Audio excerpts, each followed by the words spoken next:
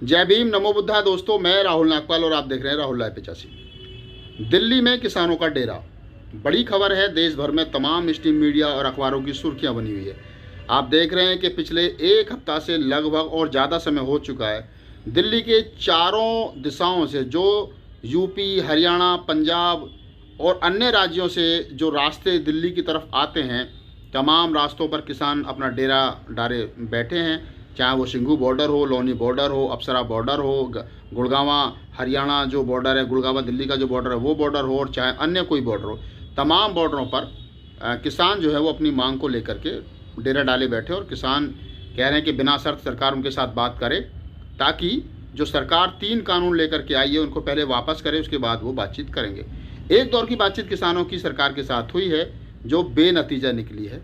कल दोबारा किसानों की और सरकार की बातचीत होगी।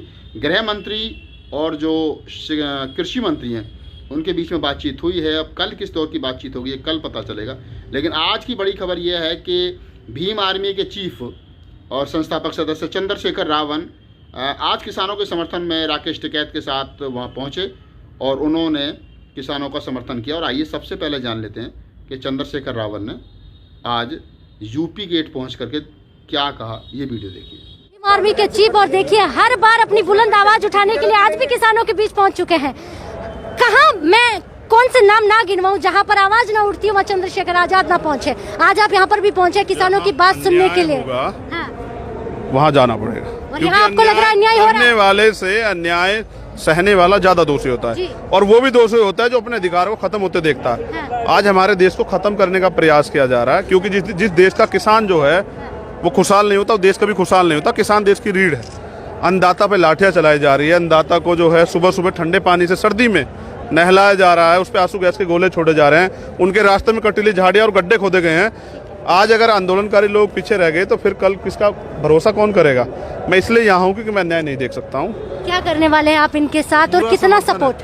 अगर सरकार, जैसे सरकार ने अभी 3 दिन पहले कहा कि भाई हम इनको जेल भेज रहे हैं, तो मैंने फिर आके लाइव आके कहा कि अगर किसानों को जेल भेजने का प्रयास सरकार ने किया तो हम जेल भरो आंदोलन चला देंगे। सरकार दलितों की ताकत को इस देश में जानती है। वहाँ पर भी आपने धमकी देके डराया और मान गए? कि नहीं देता हूँ मैं तो संविधान से डरते हैं लोग, मुझसे कहाँ डरते हैं। लोकतंत्र में मिला है ना अधिकार विरोध का।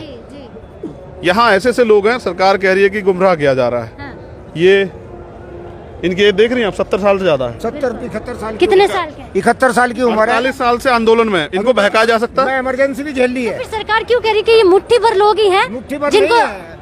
हमारे बच्चे जो हैं, जमीन में 70% किसान हट गया।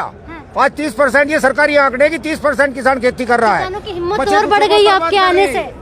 हिम्मत ही नहीं, उनको विश्वास दिलाने आया हूँ कि हमने बहुत सारे आंदोलन लड़े हैं। जेलों से हम लोग नहीं डरते हैं, सरकार से हम नहीं डरते हैं। तो हम लोग इसलिए सड़कों पे हैं कि किसान के आंदोलन को बदनाम किया जा रहा है। कभी खालिस्तानी कहते हैं, कभी कहते हैं 1-2 जाति के लोग हैं, कभी कहते हैं 1-2 प्रदेश के लोग हैं।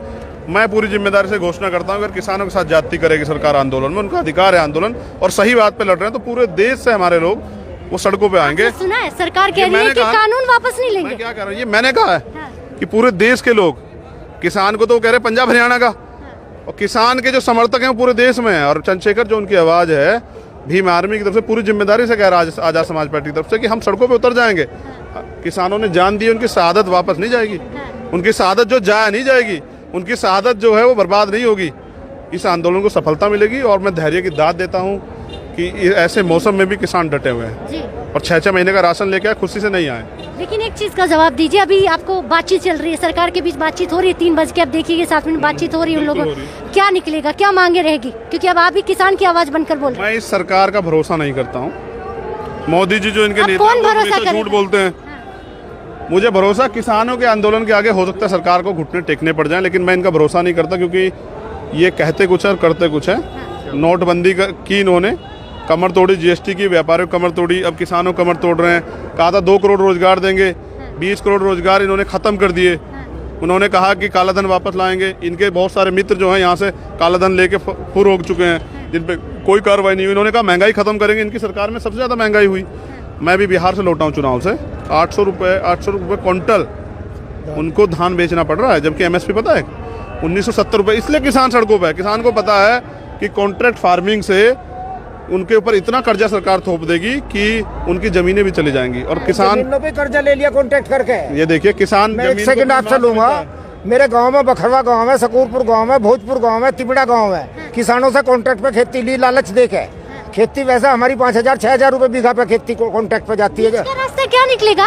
उस पर कर्जा ले लिया 40-40। ठीक है, बीच का रास्ता क्या मुझे बताइए, क्योंकि वो कानून लेने को तैयार नहीं। मैं अभी मंत्री से मिलके आ रही हूँ, अभी मंत्री के पास से आ रही हूँ। आप तो मंत्री के पास हैं, कह रहे हैं वापस नहीं लेंगे। सरकार तानाशाही कर रही है, ये लोकतंत्र नहीं है। इसका मतलब ये तो उन्होंने बता दिया कि वो राजतंत्र कर रहे हैं, यानी कि वो जनता के फैसले के समर्थन में नहीं है। आज लाखों लोग सड़क पे, इसलिए उनका भी सम्मान अगर नहीं कर रहे हैं सरकार, तो इसका मतलब वो उन्हें जनता से मतलब नहीं है। अब जनता को चाहिए कि वो अपने आंदोलन को मजबूत करे, और मैं किसानों से ये अपील करूंगा कि उनके आंदोलन खराब करने के प्रयास किए जा रहे हैं, उनको बदनाम करने का प्रयास किया जा रहा है, तो शांतिपूर्वक अपने आंदोलन को और मजबूती दे, और हम सब लोग आपके साथ हैं। यही सरकार झुकेगी।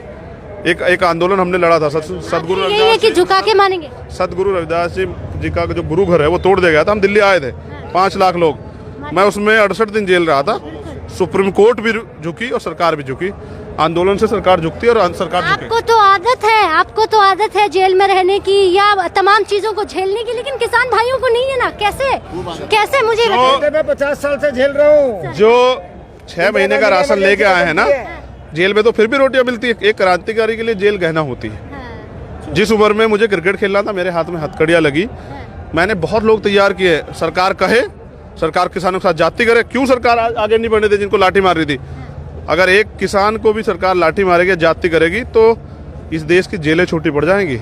भीम आर्मी ने इतने नौजवान तैयार किए हैं, जेल से नहीं डरते हैं। ठीक है, आखिरी सवाल, आपकी बातों से कोई नहीं जीत सकता। आपकी आवाज इतनी बुलंद है कि सरकारों को भी समझना और सुनना पड़ता है। सुनिएगा, आखिरी सवाल, क्या लगता है कि आज बातचीत में अगर किसान भाई मान जाते हैं, और वो बार बार कहते हैं, क्योंकि मैंने जैसा बताया कि अभी मैं केंद्रीय मंत्री से मिलकर आ रही हूँ, वो कह रहे हैं कि जो किसान के हित में कानून है उसे मैं वापस क्यों लूं, मोदी सरकार वापस क्यों ले, ये बताएं आप। मना कर रही थी इमरजेंसी खत्म करने की। देखिए, 2 चीजें हैं। एक जानकारी मुझे अभी दी।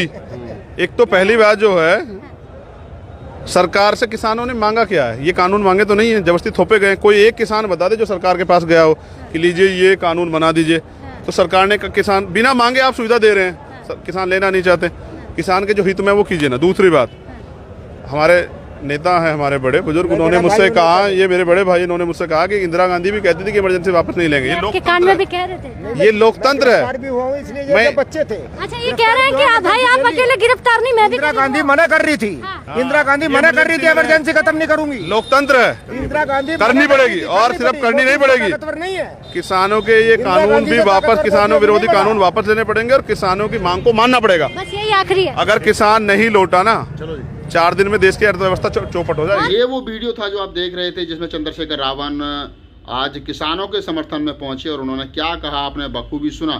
मैं एक बात यहाँ अपने दर्शकों को बताता चलूँ, लड़ाई छोटी हो या बड़ी हो, लड़ाई SC ST OBC की हो, दलितों की हो, मुसलमान की हो, NRC का मामला हो, CA का मामला हो, जो भी देश के अंदर मामला घटता है, भीम आर्मी प्रमुख चंद्रशेखर रावण वहाँ पहुँचते हैं, और आज भी वो अपनी पुरानी ही छवि के अनुसार बेबाक मुखर तरीके से उन्होंने अपनी बात रखी, और उन्होंने सरकार को फिर ललकारने का काम किया। तो क्या अंजाम होगा इस लड़ाई का, किस प्रकार से सरकार क्या किसानों के सामने झुकेगी? हालांकि अभी तक सरकार जो है वो अपना एक तरीके से मैं कहूँ कि अपना जो रवैया है वो उनका सख्त रवैया वो अपनाए हुए है, अभी झुकने के मूड में है नहीं, क्योंकि वो सरकार क्यों नहीं झुक रही है देश के अन्नदाता के सामने, क्यों बात नहीं कर रही है, क्यों सरकार जो है वो बात नहीं मान रही है अन्नदाताओं की, ये अभी भविष्य के गर्म है। बहुत सारी चीज़ें भविष्य के गर्म में हैं। तो बस देखते रहिए आप राहुल लाइव 85, और हम भी इस खबर पर नज़र बनाए हुए हैं कि आखिर किसानों की बात सरकार मानेगी या किसानों को दिल्ली से खदेड़ेगी। जय भीम, नमो बुद्धाय।